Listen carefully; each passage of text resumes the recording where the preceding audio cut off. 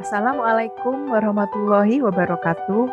Perkenalkan, saya Amelia Nabila Adiningrum yang saat ini tengah melaksanakan program pengabdian masyarakat KKN PPM UGM periode 2 tahun 2021.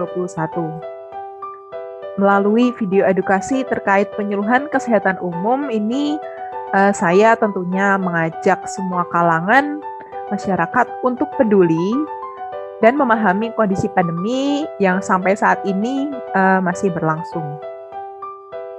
Sebelumnya, lebih jauh saya menjelaskan, perlu saya tegaskan bahwa COVID-19 itu nyata dan ada. Saya sendiri merupakan seorang penyintas COVID-19. Saya sendiri telah merasakan bahwasannya virus ini memang ada dan membuat saya mengalami gejala seperti demam, batuk, bahkan sesak nafas. Dan hingga saat ini, saya sendiri itu masih merasakan dampak jangka panjang dari COVID-19, yakni anosmia, atau semacam berkurangnya indera penciuman dari hidung saya. Mungkin kita awalnya menganggap bahwa COVID-19 itu suatu hal yang remeh, atau mungkin ada yang bilang bahwa COVID merupakan bagian dari konspirasi global. Tapi tidak ada salahnya untuk percaya dan coba untuk melindungi diri dan keluarga Anda. Melalui sosialisasi ini, saya ingin membagikan informasi terkait gejala COVID-19 yang mungkin belum pernah Anda dengar sebelumnya, yakni anosmia dan happy hypoxia. Keduanya ini merupakan gejala akibat terinfeksi COVID-19, di samping gejala umum lainnya seperti demam, batuk, sesak nafas, pusing, dan sebagainya. Kadang kedua gejala ini luput dari perhatian pasien-pasien isolasi mandiri dari COVID-19. Oleh sebab itu, saya selaku mahasiswa turut serta mengajak seluruh elemen masyarakat dan mahasiswa ini untuk mendukung PPKM darurat dan program vaksinasi nasional. Jangan lupa patuhi protokol dan mari bersama-sama kita perangi COVID-19.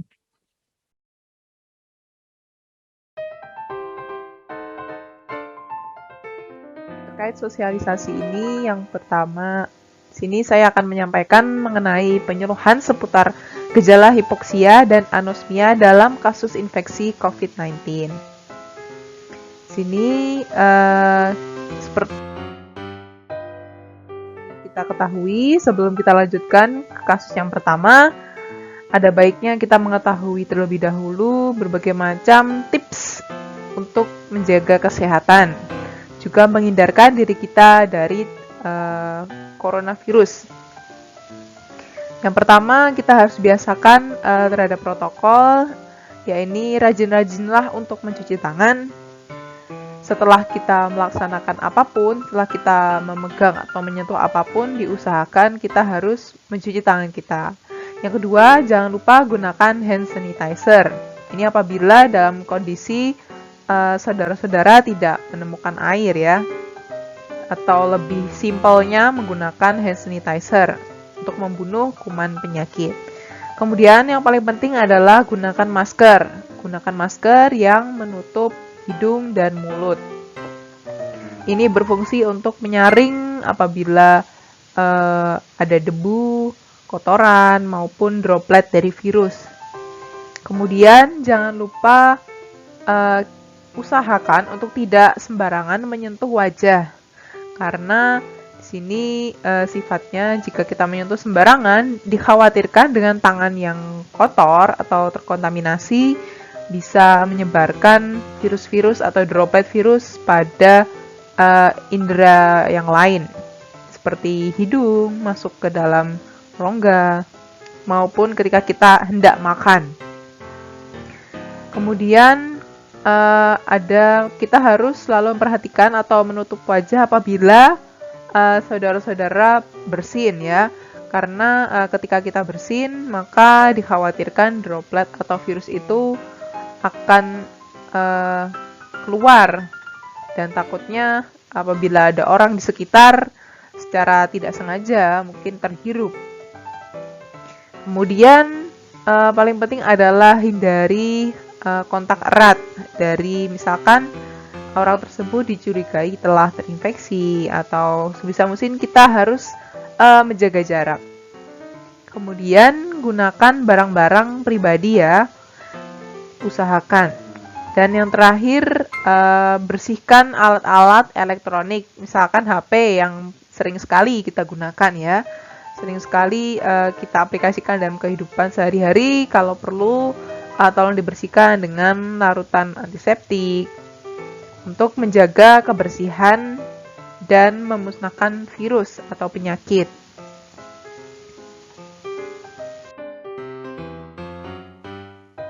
Oke, baik, kita lanjutkan. Bapak-bapak, ibu-ibu, dan saudara-saudara sekalian, di sini perlu kita waspadai terkait salah satu gejala dari COVID-19. Mungkin sudah umum bahwa gejala COVID-19 itu adalah batuk, demam, sesak napas.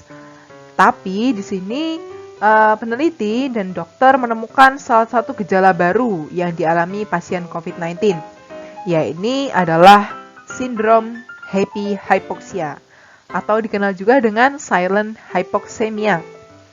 Nah, di sini adalah salah satu gejala khusus, gejala khas gejala khas dari COVID-19 yang perlu kita waspadai. Mengapa? Karena gejala ini salah satu dampaknya adalah terjadinya penurunan saturasi oksigen atau kadar oksigen dalam darah, dalam tubuh kita. Kekurangan oksigen ini bisa memicu berbagai macam hal dalam tubuh terkait dari metabolisme tubuh kita, sehingga menyebabkan kerusakan sel juga. Nah, di sini happy hypoxia ini sendiri adalah suatu gejala kekurangnya oksigen dalam darah, tetapi dikatakan happy atau senang, si pasien itu tidak merasakan apa-apa atau ketika ditanya dia akan menunjukkan rasa baik-baik saja atau dalam kondisi baik-baik saja. Tapi ketika kita ukur dengan alat saturasi oksigen justru menunjukkan penurunan. Nah, di sini perlu kita waspadai. Jadi di sini akan saya bahas terkait apa itu happy hypoxia.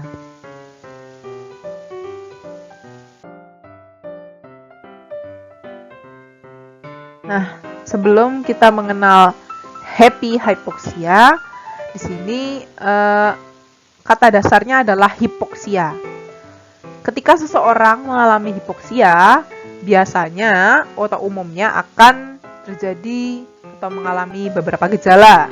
Di sini ada misalkan sesak napas, kemudian keringat dingin, nyeri kepala atau pusing, kemudian lemas pada sekujur tubuhnya maupun merasa gelisah. Nah, hipoksia itu sendiri adalah kondisi saat kadar oksigen dalam darah itu di bawah normal. Nah, orang yang mengalami hipoksia akan mengalami gejala-gejala berikut. Lantas, apa bedanya dengan happy hypoxia?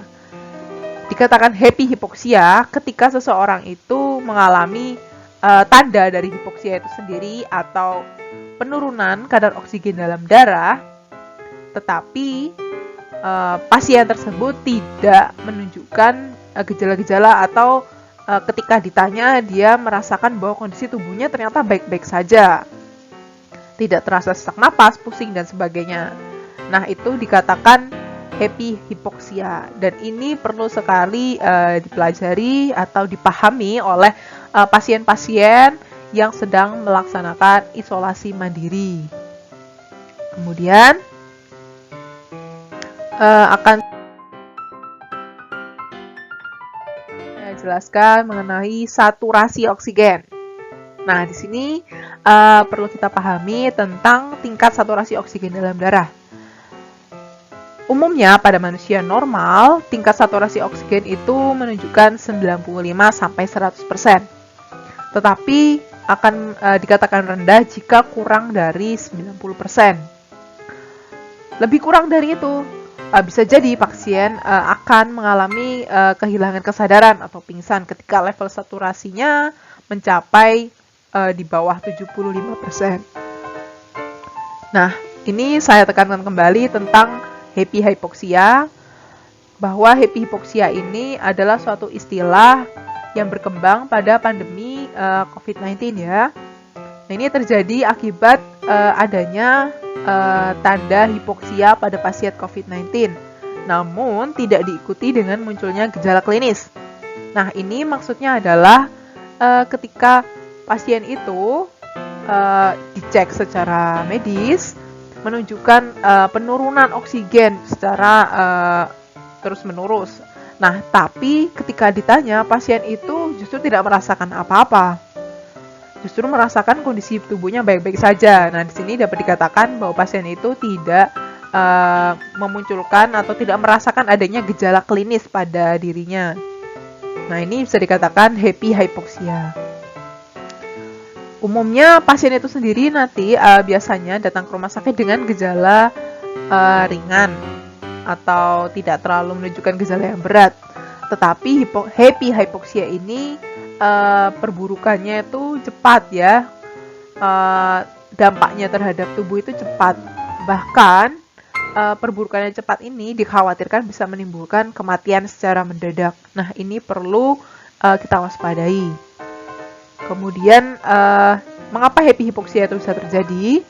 Nah, happy hypoxia ini terjadi dikarenakan infeksi dari virus COVID-19 itu sendiri mengganggu atau merusak syaraf yang menghantarkan sensor sesak ke otak. Jadi, syaraf yang menghantarkan respon atau sensor dari gejala-gejala seperti pusing. Ketika tubuh merasakan pusing, otak mesti akan mengatakan bahwa kamu sedang pusing, kamu sedang merasakan mual atau muntah. Nah, tapi di sini akibat infeksi dari virus COVID tersebut terjadi kerusakan syaraf atau gangguan pada syaraf yang menghantarkan sensor-sensor tersebut ke dalam otak, sehingga otak itu nanti tidak bisa memberikan respon terhadap sesak.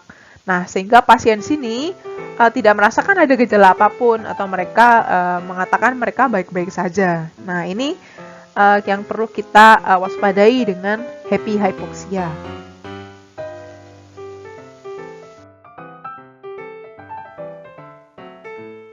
Ya, ini adalah tentang happy hypoxia pada pasien COVID-19. Di sini ada beberapa kondisi ya pada pasien-pasien yang mengalami happy hypoxia.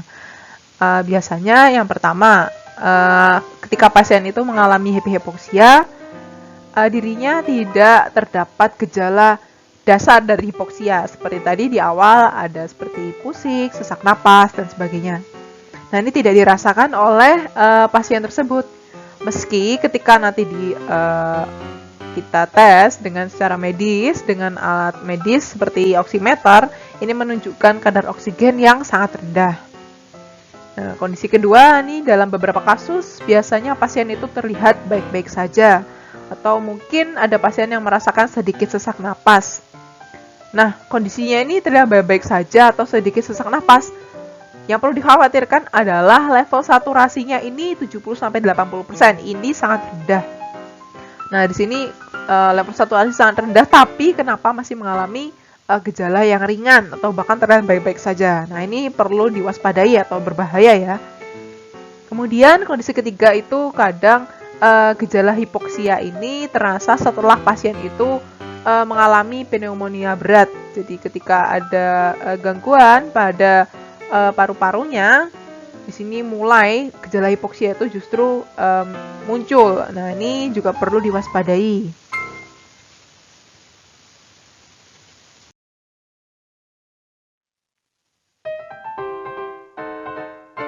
Ya, ini adalah dugaan penyebab dari happy hypoxia. Sudah saya tekankan di awal tadi, salah satu penyebab happy hypoxia ini adalah terganggunya reseptor dalam mekanisme syaraf itu tadi akibat virus corona.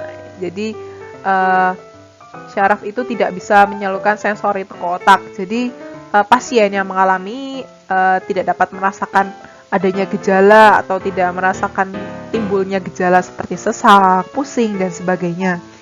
Itu karena ada kekacauan dari mekanisme syarafnya akibat infeksi dari virus ini sendiri. Kemudian selain karena infeksi virus, bisa jadi karena si pasien itu sendiri memiliki kelainan pada batang otak yang mengatur proses oksigenasi ya. Selain itu juga ada kelainan paru-paru juga nih yang bisa menyebabkan ketidaksesuaian antara masuknya oksigen dengan oksigen dalam darah.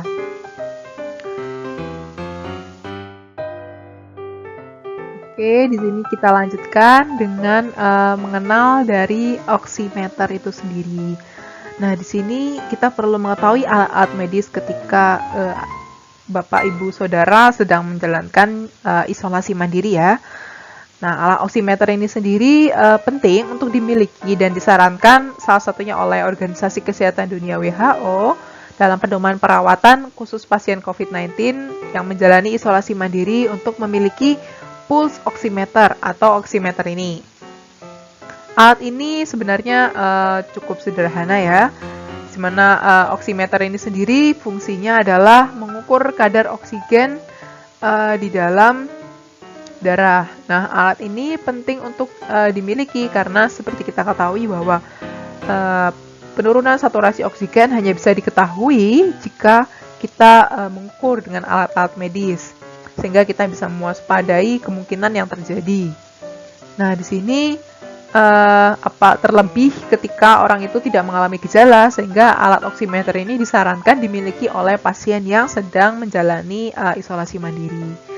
Nah, di sini pada kondisi pasien yang dinyatakan terinfeksi COVID-19 yang sedang menjalani isolasi mandiri, alat ini berperan penting ya untuk mendeteksi kadar oksigen dalam darah.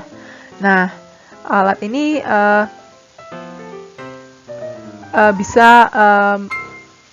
menurun akibat berbagai kondisi atau penyakit lain juga, seperti misal ada gagal napas, asma, pneumonia, penyakit pada obstruktif, kronis, gagal jantung, dan sebagainya. Jadi alat ini pun tidak hanya untuk difungsikan pada COVID-19 juga, penurunan oksigen karena infeksi virus, tapi juga karena penyakit-penyakit yang barusan saya sebutkan ya, misalkan ada gagal nafas, asma, dan sebagainya, yang berkaitan dengan penurunan kadar oksigen dalam tubuh.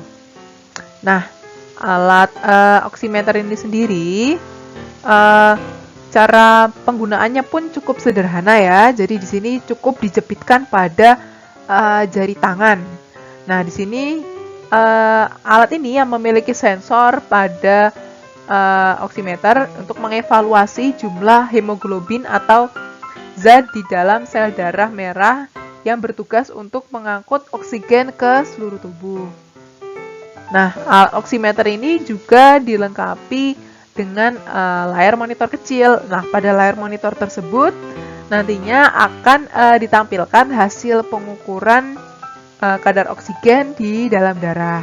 Nah, di sini pada layar oximeter itu sendiri bisa tertera dua angka ya, yang dengan arti berbeda. Di sini bisa dilihat gambarnya pada sebelah kiri dan sebelah kanan. Untuk sebelah kiri, angka yang ditandai dengan tulisan persen SpO2 ini menunjukkan saturasi oksigen dalam darah. Sedangkan angka yang tertera sebelah kanan ini menunjukkan seberapa baik jantung itu memompa darah atau denyut nadi ya.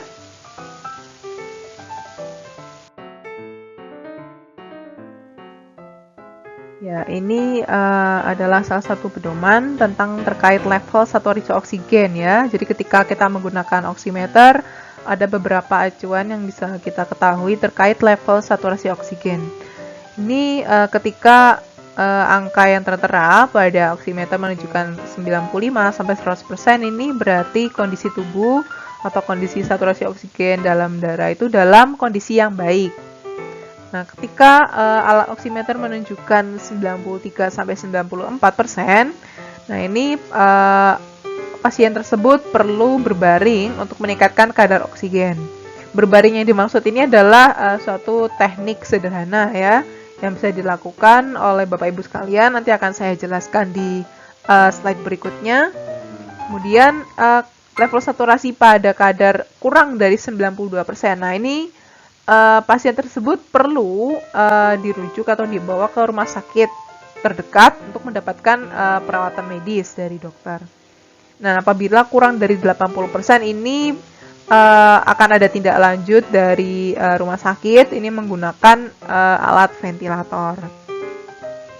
Nah, di sini oke, kita lanjutkan ya. Tadi sudah disebutkan bahwa pada tingkatan level saturasi 93 sampai 94%, pasien COVID-19 bisa melakukan teknik berbaring. Nah, teknik berbaring yang seperti apa? Di sini akan saya jelaskan, yakni teknik berbaring yang disebut dengan proning. Nah, di tengah langkanya kasus kurangnya oksigen, di tengah langkanya ketersediaan oksigen, tentu teknik proning ini bisa menjadi salah satu alternatif cara untuk mengatasi pasien COVID-19 saat mengalami kondisi sesak nafas. Nah, di sini posisi proning ini banyak dilakukan oleh pasien yang terinfeksi COVID-19. Nah, teknik ini cukup dianjurkan ya, karena cukup sederhana. Jadi, pasien hanya cukup untuk berbaring, kemudian diharapkan kadar oksigennya itu akan meningkat karena ketika berbaring itu sembari bernafas dan diharapkan oksigen langsung menuju ke paru-paru pasien. Nah, di sini menurut para ahli teknik proning ini sebetulnya sudah lama diteliti ya. Dan ini baru mulai dipraktikkan di rumah sakit umum pada sekitar 1980-an.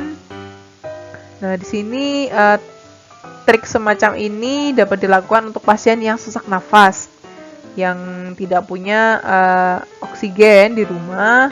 Dan salah satu caranya di sini bisa dilihat, coba untuk tidur tengkurap secara berkala selama 30 menit ya, atau 60 menit yang dilakukan secara berulang. Nah, posisi ini bermanfaat sekali untuk meningkatkan ventilasi paru melalui mekanisme peningkatan perfusi paru dan volume akhir ekspirasi paru. Nah, di sini ada yang perlu diperhatikan dalam melakukan proning ini ya. Jadi posisi ini disebutkan memang bermanfaat untuk ventilasi paru, tapi di sini juga ada yang perlu diperhatikan bahwa hanya beberapa orang yang diperbolehkan melakukan proning. Sedangkan golongan orang yang tidak diperbolehkan dalam melakukan teknik proning ini, misalkan pada wanita yang sedang hamil. Selain itu, proning juga tidak disarankan untuk pasien yang memiliki trombosis vena dalam, juga memiliki kondisi jantung berat dan tulang paha yang tidak stabil atau patah tulang panggul juga tidak diperbolehkan untuk melakukan gerakan tersebut. Nah, ini lebih lanjutnya oleh posisi proning yang disarankan oleh Kementerian Kesehatan Republik Indonesia. Di sini bisa saudara-saudara cermati. Ada berbaring di atas perut selama 30 menit. Ada juga posisi berbaring ke salah satu sisi tubuh selama 30 menit, dan juga bisa berbaring sambil duduk selama 30 menit.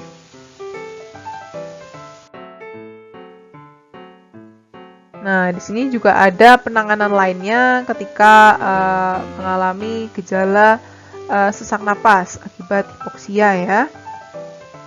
Nah, di sini bisa jadi ketika Anda sedang menjalani isolasi mandiri, tabung oksigen bisa kita alihkan menjadi oksigen. Nah, oksigen ini adalah semacam tabung oksigen portable atau sederhana yang tentunya tanpa selang dan regulator. Ini mudah didapatkan dan praktis dibawa kemana saja. Nah, kegunaannya ini bisa jadi untuk pertolongan pertama bagi penderita sesak nafas atau kekurangan oksigen. Nah, ini dapat digunakan dalam kondisi kelelahan, kualitas udara buruk, dan tempat ketinggian. Nah, di sini ada cara penggunaan dari tabung oksigen portable ini sendiri cukup sederhana. Jadi bentuknya ini sendiri ada tutup kecil di bagian atas kaleng. Ini kita buka, kemudian dilepaskan penutupnya dan dilekatkan pada bagian kepala kaleng dalam bentuk seperti masker ya. Kemudian tutup hidung atau kita bekap dengan masker itu sendiri di bagian hidung. kemudian tekan kepala kaleng dan kita hirup dalam-dalam selama 2 detik. Ini diulangi sebanyak 5-10 kali sesuai dengan kebutuhan. Kemudian selanjutnya saya akan menjelaskan mengenai tabung oksigen. Nah, ini merupakan salah satu benda yang krusial yang biasa dimiliki oleh pasien COVID-19 yang mengalami gejala sesak nafas. Selain penggunaan oksigen dan teknik proning. Nah, tabung oksigen ini perlu dimiliki karena mengandung oksigen murni, yaitu kadar sebesar 95-100%. Nah, oksigen murni ini tentu berbeda dari oksigen atau udara yang biasa sehari-hari kita hirup. Mengapa? Karena udara yang sehari-hari kita hirup itu hanya mengandung sekitar 21% oksigen. Sedangkan selebihnya adalah unsur-unsur lain seperti nitrogen dan gas-gas lainnya. Perlu diwaspadai oleh pasien isoman. Saat ini marak beredar tabung oksigen palsu. Palsu di sini maksudnya adalah ketika tabung tersebut justru berisi udara biasa, bukan oksigen murni. Biasanya para pelaku kejahatan ini bisa jadi menggunakan kompresor udara untuk mengisikan tabung tersebut. Hal ini perlu diwaspadai karena untuk memenuhi kebutuhan oksigen dalam tubuh, hanya oksigen murni saja dengan kadar 95-100% yang sanggup untuk mengembalikan saturasi oksigen. Adapun cara membedakan oksigen asli dengan oksigen udara biasa yang kita hirup, itu bisa kita coba pada kantong plastik. Misalkan saudara mengisikan dalam kantong plastik, itu bisa coba kita hirup. Jika itu terasa dingin, maka itu oksigen asli atau oksigen murni.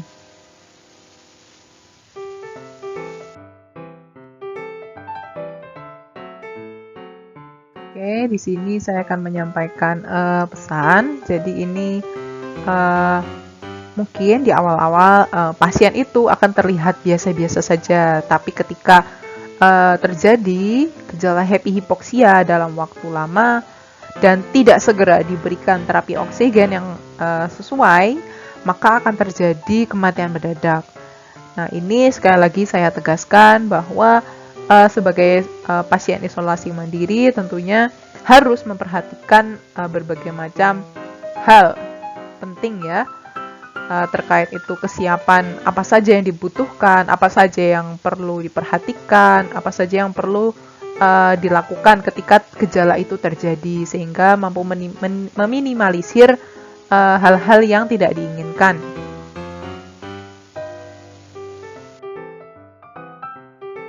Baik, selanjutnya di sini akan saya lanjutkan penjelasan terkait gejala berikutnya, yakni anosmia, loss of smell atau kehilangan penciuman. Apakah ini termasuk gejala baru COVID-19? Mari kita simak berikutnya.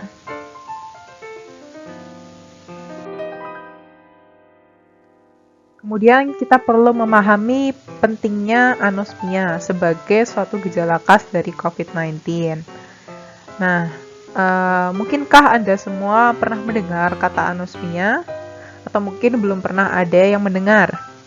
Nah, mungkin tidak semua orang tahu atau paham apa itu anosmia dalam gejala COVID-19. Nah, anosmia ini merupakan gejala yang khas sebetulnya.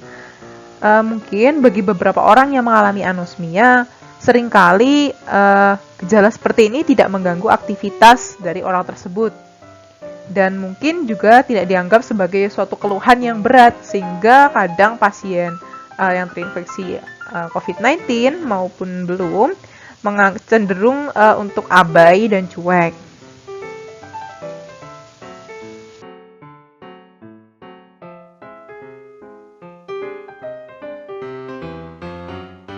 Anosmia sebagai suatu gejala khas COVID-19.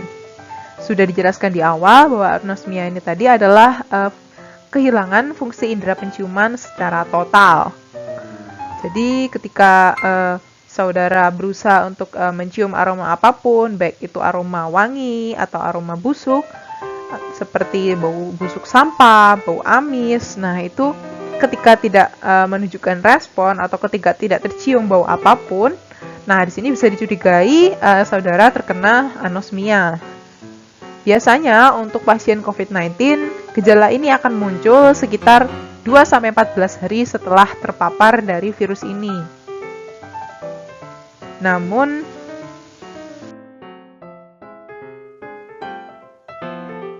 di sini akan saya paparkan perbedaan antara anosmia yang dialami orang yang mungkin terinfeksi COVID-19 maupun anosmia pada orang yang mengalami flu. Seperti kita ketahui bahwa biasanya pada penyakit flu, kita pasti akan kehilangan kemampuan untuk mencium bau-bauan atau kemampuan itu mulai berkurang.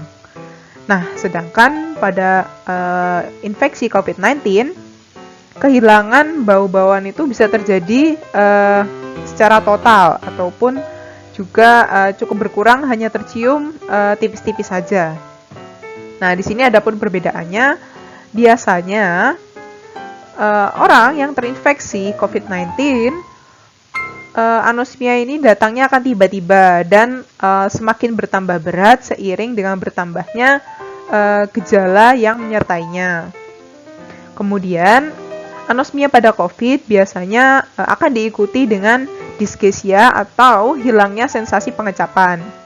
Jadi, tidak hanya indera penciuman saja yang akan diganggu ketika kita terpapar oleh virus COVID-19, tapi juga indera perasa kita. Jadi ketika saudara-saudara sedang mengkonsumsi makanan, itu nampak terasa hambar atau bahkan tidak enak atau tidak berselera makan. Nah, ini perlu sekali kita waspadai. Sedangkan pada flu, hilangnya indera penciuman ini biasanya dikarenakan adanya peradangan pada selaput lendir serta hidung dan saluran nafas yang tersumbat. Tapi biasanya kalau pada flu, kemampuan penciuman ini bisa berlangsungnya cepat. Jadi ketika flu itu sudah sembuh, otomatis penciuman itu akan balik kembali atau dalam kondisi baik lagi.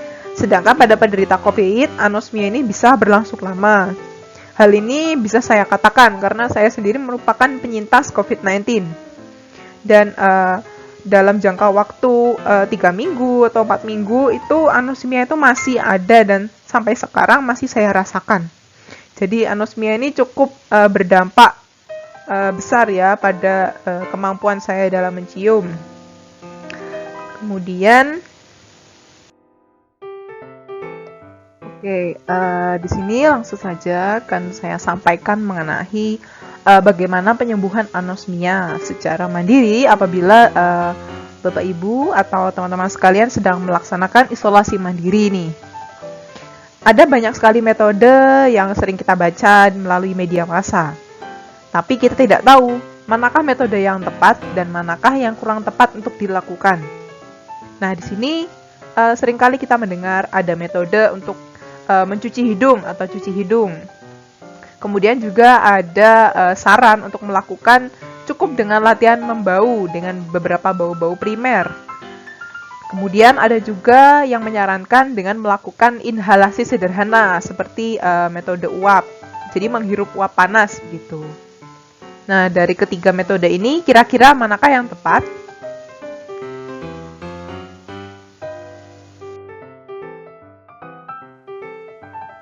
Metode selanjutnya adalah metode cuci hidung. Nah, saat ini banyak sekali pemberitaan yang menyebutkan bahwa cuci hidung ini mampu salah satu sebagai metode alternatif penyembuhan dari anosmia maupun menghilangkan infeksi dari virus COVID-19 yang menyerang saluran pernapasan.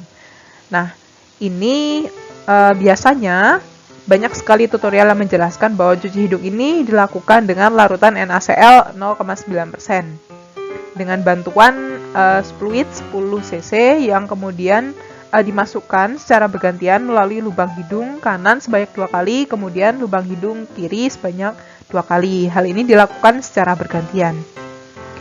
Mungkin selain NaCl ada juga yang menyebutkan dengan menggunakan larutan garam yang tidak beriodium atau kita menyebutnya garam kasar atau garam krosol. yang dilarutkan dalam air. Nah, meski begitu, larutan NaCl ini sejatinya tidak dapat membunuh virus yang masih hidup.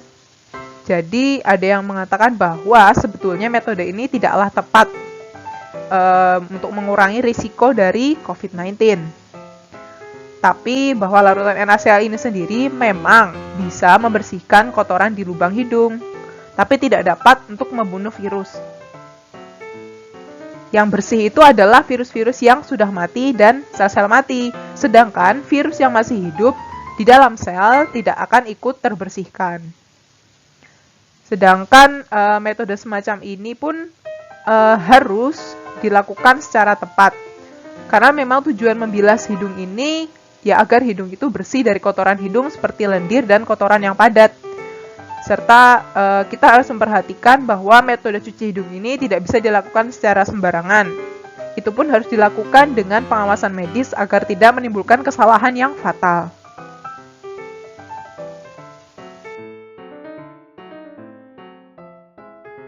Nah, untuk metode berikutnya setelah cuci hidung, yang kedua adalah dengan latihan penciuman. Sebetulnya anosmia ini dapat sekali untuk dipulihkan secara bertahap ya, atau dengan melalui proses. Dengan jalan mencium beberapa aroma-aroma berikut. Yang direkomendasikan oleh ahli THT, pediatrik dan asisten profesor klinis dari Sydney, Philadelphia, Amerika Serikat. Di sini bisa kita coba praktekkan untuk mencium bau-bauan seperti pada gambar ini. Yang pertama ada bau-bauan kopi. Kemudian kita juga bisa mencoba berlatih mencium bau-bauan seperti cengkeh. Kemudian bau-bauan wangi dari bunga, bau-bauan yang manis dari vanila, bau-bau asam dari jeruk, bau-bau aromaterapi seperti kayu putih maupun juga daun mint. Nah, ini latihan penciuman ini cukup dilakukan rutin untuk merangsang kembali atau melatih ingatan memori kita mengenai bau-bau ini sehingga secara bertahap anosmia ini dapat disembuhkan.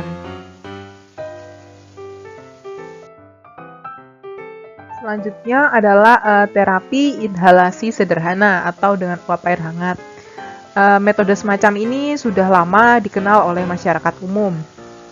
Ketika misalkan sedang mengalami flu atau sesak nafas, metode semacam ini biasanya kerap kali digunakan, yakni dengan cara menggunakan air hangat pada sebuah wadah baskom yang kemudian kita cukup menghirup uap tersebut selama beberapa saat. Nah, metode ini sebetulnya merupakan terapi uap yang berfungsi untuk membuka dari bronkus atau saluran napas, terutama bagian bawah. Misalkan pada kondisi asma atau kasus tersumbatnya saluran nafas bagian atas. Biasanya metode semacam ini memang untuk melegakan ya, apalagi seseorang yang menderita flu berat. Nah, ini dapat membuat lendir itu lebih mudah dikeluarkan dari saluran nafas. Nah, bagaimana kaitan terapi inhalasi sederhana ini untuk penyembuhan anosmia? Saya rasa metode semacam ini kurang tepat ya, karena untuk anosmia itu sendiri kadang orang yang mengalami anosmia itu belum tentu hidungnya itu tersumbat seperti flu. Tetapi anosmia itu sendiri adalah gangguan pada syaraf dari pendeteksi bau-bauan itu sendiri. Jadi metode semacam ini hanya disarankan untuk melegakan apabila terjadi suatu kondisi misalkan flu atau untuk melegakan saluran pernafasan saja. Jadi untuk penyembuhan anosmia itu sendiri bisa dilakukan dengan metode seperti pelatih penciuman atau bau-bauan yang sekiranya dapat merangsang memori dari syaraf penciuman.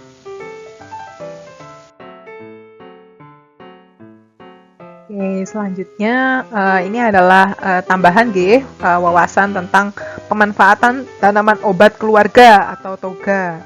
Nah, tanaman toga ini saat ini sedang trending digunakan, bahkan tanaman obat ini sendiri sejak zaman dahulu kala sudah digunakan oleh nenek moyang kita untuk berbagai macam keperluan kesehatan seperti untuk pemeliharaan kesehatan, pencegahan penyakit dan perawatan tubuh. Nah, di sini akan saya paparkan atau saya bagikan sejumlah resep kesehatan yang memang disarankan dari Kementerian Kesehatan Republik Indonesia.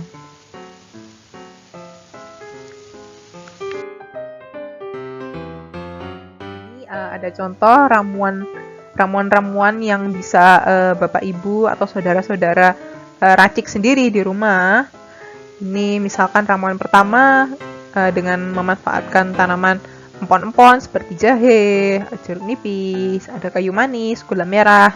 Nah, ini bisa saudara coba praktekkan, coba untuk diterapkan, dirutinkan dalam mengkonsumsi ini, insya Allah akan memberikan dampak baik.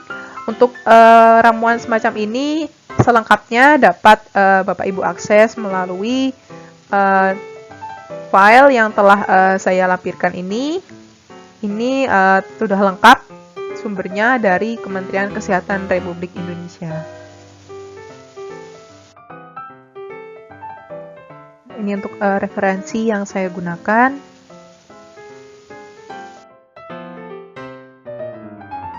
Oke, sekian yang dapat saya sampaikan. Kurang lebihnya saya mohon maaf. Wabillahi taufiq wal hidayah. Wassalamualaikum warahmatullahi wabarakatuh.